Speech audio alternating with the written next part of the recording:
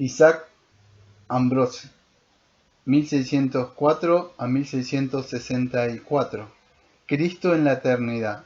Uno de los aspectos más importantes de Cristo y la obra de redención es la revelación bíblica de su identidad antes de la fundación del mundo, el propósito de su Padre para él como mediador y garantía, y la relación que tuvo con su pueblo en la eternidad. Cristo en la eternidad. Isaac Ambrose, 1604-1664. Reflexionemos en Cristo y su relación con nosotros antes de toda su creación. Fue en la eternidad que Dios el Padre llamó a su Hijo para cumplir la función de mediador. Una aclaración. Un mediador es un intermediario. Agradó a Dios en su propósito eterno escoger y ordenar al Señor Jesús, su Hijo unigénito, conforme al pacto hecho entre ambos, y para que éste fuera el mediador entre Dios y el hombre, el profeta, el sacerdote y rey, el cabeza y salvador de la Iglesia, el heredero de todas las cosas y el juez del mundo, a quien dio desde toda la eternidad un pueblo para que fuese su simiente y para que a su tiempo lo redimiera, llamara, justificara y santificara y glorificado. Tomado de la Confesión Bautista de Fe de Londres del año 1689, capítulo 8.1, Cristo el Mediador.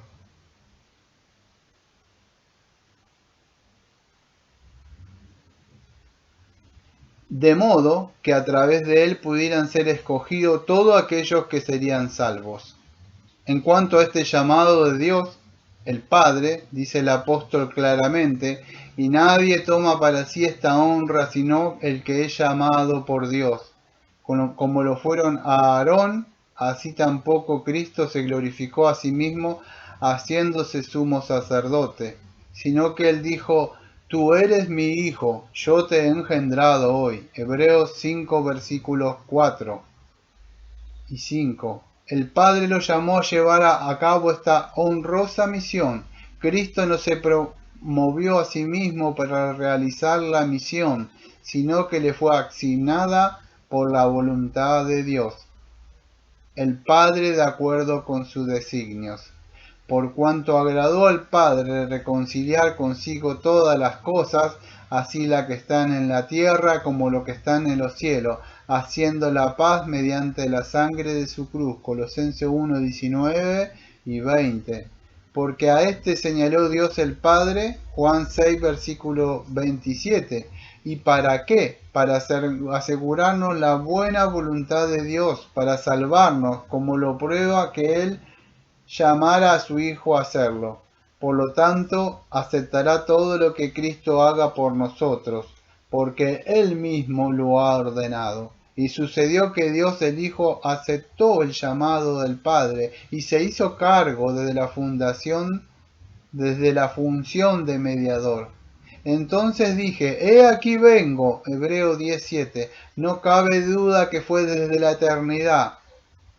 El Señor me abrió el oído, y yo no fui rebelde, ni me volví atrás. Isaías 55. Y como el Padre me mandó, así hago. Juan 14:31. En cuanto al Padre, lo llamó. Cristo aceptó la función de su Padre que su Padre le designó. Tiene que ser así, porque sea cual fuere la voluntad del Padre, es también la voluntad del Hijo. Yo y el Padre somos uno, dijo Cristo en Juan 10, versículo 30. ¿Cómo es que somos uno? Porque tienen una misma voluntad, un mismo poder y una misma naturaleza. Uno, una misma voluntad. Esto es evidente en las palabras anteriores. Cristo dice de sus ovejas, mi Padre me las dio, y yo les doy vida eterna. Juan 10, versículos 28 y 29. Ambos coinciden en salvar las ovejas de Cristo. El Padre tiene la voluntad de hacerlo y Cristo también. Vemos que que lo que mucho que el Padre lo desea, igual lo desea el Hijo. Él y su Padre uno son. 2. Un mismo poder, es igualmente evidente en las palabras anteriores citadas. Estas ovejas no perecerán jamás, dice Cristo, ni nadie las arrebatará de mi mano. Mi Padre que me las dio es mayor que todo, y nadie las puede arrebatar de la mano de mi Padre. Juan 10, versículos 28 y 29. Primero está el poder de Cristo, y todo su poder obrando para la salvación de sus ovejas. Si tiene poder y puede hacer cualquier cosa, ni una de ellas perecerá. Él mismo explica que su poder procede del poder de su Padre, quien está tan involucrado con él en esta misión. Sus ovejas se encuentran seguras en sus manos, al igual que en las manos de su Padre. Él y su Padre uno son. 3. Una misma naturaleza. Acerca de esto creo que las palabras más comprensibles son: el Padre y el Hijo son de una misma naturaleza, de una esencia, de un ser, y esto no es meramente un tema que ambos coinciden, sino que uno en que nunca puede dejar de coincidir. Entonces el Padre llama desde la eternidad al Hijo para que cumpla la función de mediador. Ven, Hijo mío, Hijo de mi gozo y gran placer, mi Hijo amado en quien tengo contentamiento. Tengo en mi corazón el anhelo de darme a conocer desde la solicitud eterna a algo más. Mis pensamientos, propósitos e intenciones en este orden. Primero está mi propia gloria, luego la de Cristo, luego la de la Iglesia, luego la del mundo. Inmediato a mi gloria y su manifestación, tendré a Cristo. Y este Cristo será el modelo principal de la elección de gracia. A Cristo le sigue el cuerpo. El cuerpo vendría a ser acá la iglesia. Y este cuerpo predestinaré. Una aclaración, predestinaré sería determinar de antemano según el propósito eterno de Dios. Y este cuerpo predestinaré para ser conformado a la imagen de mi Hijo. He aquí te llamo a cumplir la función de mediador. Tú eres mi Hijo. Hoy, en este día de eternidad, te he engendrado, y hoy, en este día de eternidad, te llamo a tener este honor de ser un sumo sacerdote para siempre. Así como el Padre llama, el Hijo desde la eternidad acepta la función que el Padre le designa. ¿Es esa voz de mi Padre eterno? He aquí que vengo, Dios, para hacer tu voluntad, como el rollo del libro está escrito de mí. Esta es mi decisión, sí, y lo será para siempre, cuando me haya encarnado. Este será mi anhelo, hacer la voluntad del que me envió para completar su obra. La encarnación, acá está hablando de la sustitución. Este será mi anhelo para la voluntad del que me envió para completar su obra. Padre glorioso, tu voluntad es mi voluntad. No busco mi propia voluntad, como si tuviera una distinta a la tuya, sino la voluntad de mi Padre. Ahora, pues acepto este honor, haga yo lo que tú deseas. Salmo 40, versículo 7, Hebreos capítulo 10, versículo 7, Juan 4, versículo 34 y Juan 5, versículo 30. En cuanto a los pasajes específicos de estos pactos entre Dios y Cristo para salvar alma, mostraré 1. El proyecto, 2. El consejo. Los encontraremos en nuestro primer periodo en la eternidad antes que existiera el tiempo hasta el momento de la creación. 1. El proyecto. Primero Dios busca su propia gloria, luego la de Cristo, luego la de los escogidos, luego la del mundo.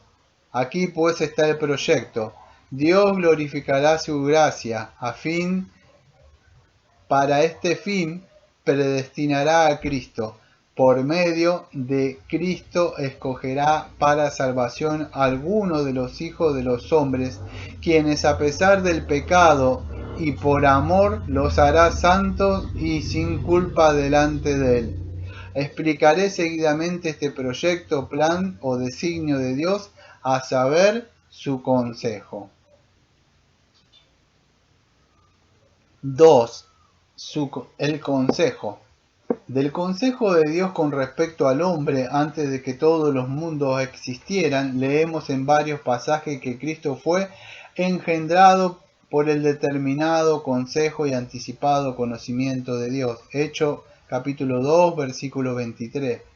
Porque verdaderamente se unieron en esta ciudad contra tu santo Hijo Jesús, a quien ungiste.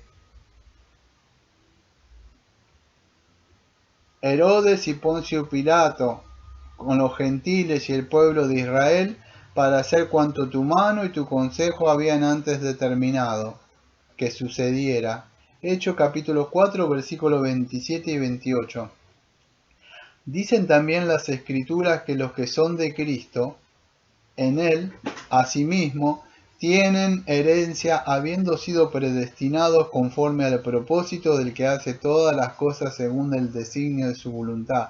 Efesios capítulo 1, versículo 11.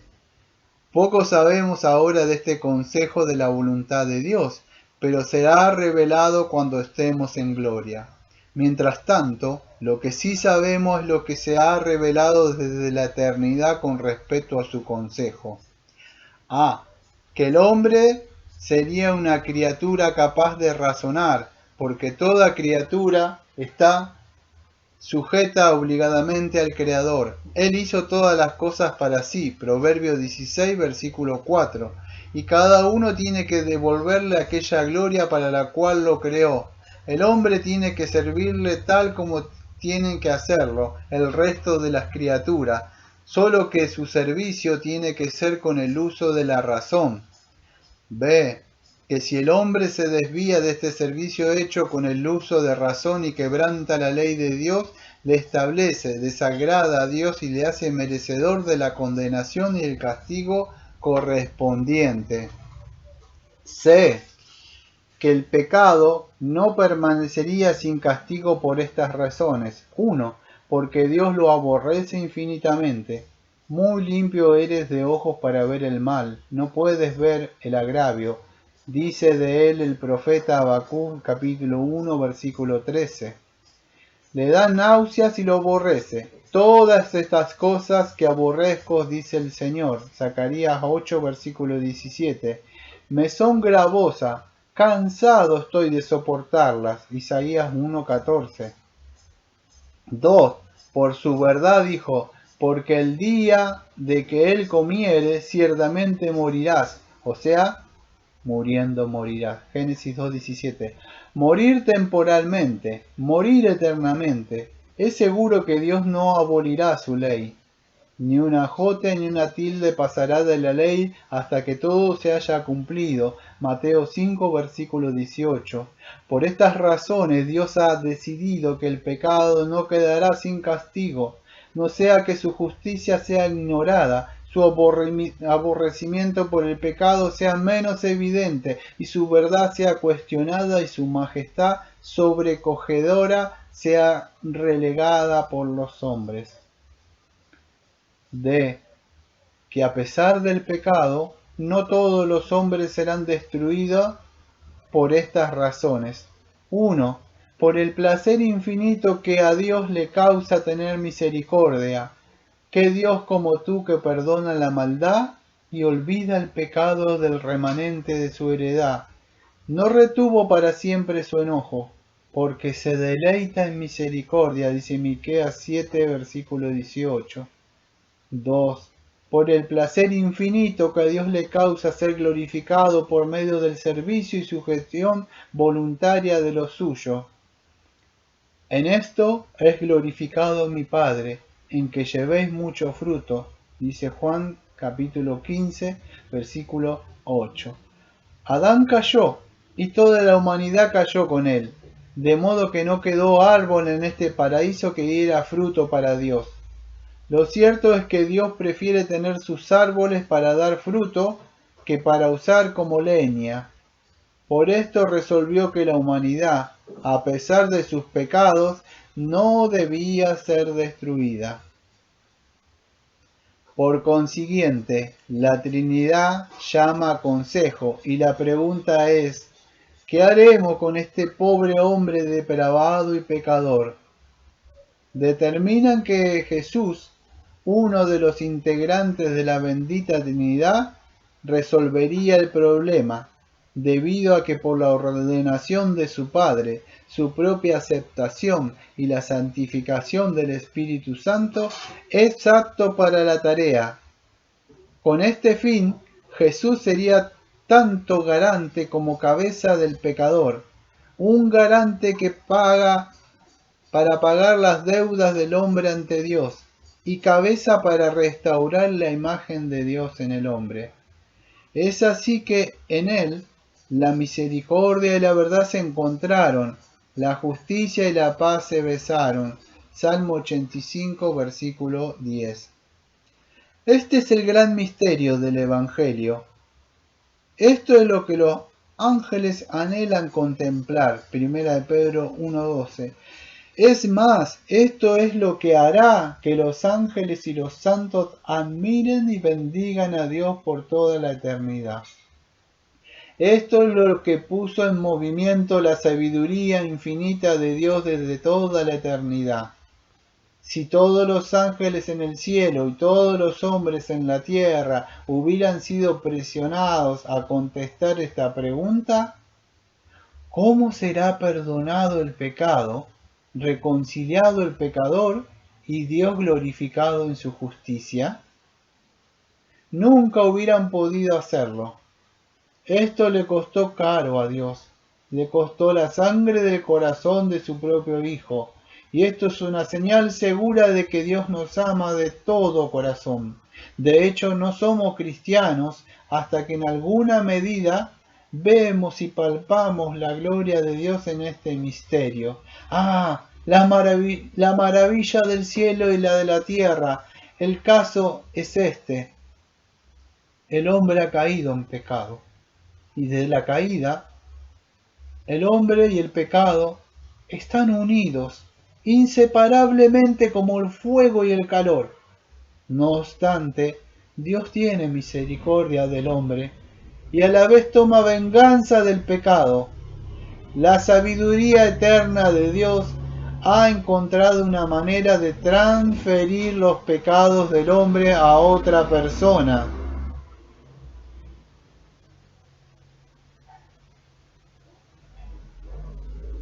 Quien los puede cargar e interesar al hombre a aceptar la justicia de aquel que los puede cargar y cubrir. Todo esto se realiza en nuestro Jesús, que Él ejecutó la maldición de la ley. Por Él se cumplió la justicia de la ley. Por Él es remitido el pecado del hombre, y por medio de Él todas las cosas son hechas nuevas. El mundo estaba en Cristo como su garante, satisfaciendo la justicia de Dios, y Dios estaba en Cristo como su embajador, volviendo a reconciliar al mundo con Él. Oh profundidad de las riquezas de la sabiduría y de la ciencia de Dios, cuán insondables son sus juicios e inescrutables sus caminos.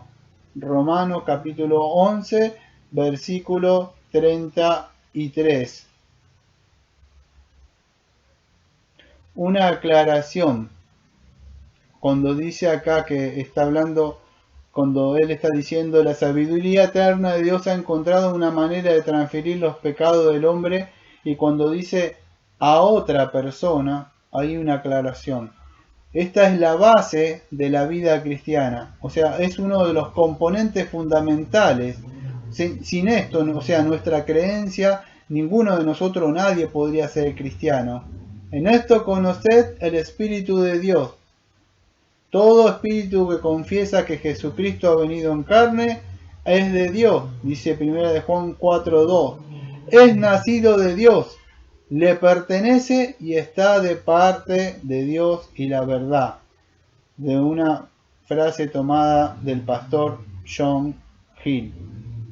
Lo que lecturé fue tomado de Puesto los ojos en Jesús, por Isaac Ambrose, 1604-1664, un anglicano, luego pastor presbiteriano, conocido por su vida santa excepcional. Nació en Ormskirk, Lancashire, Inglaterra,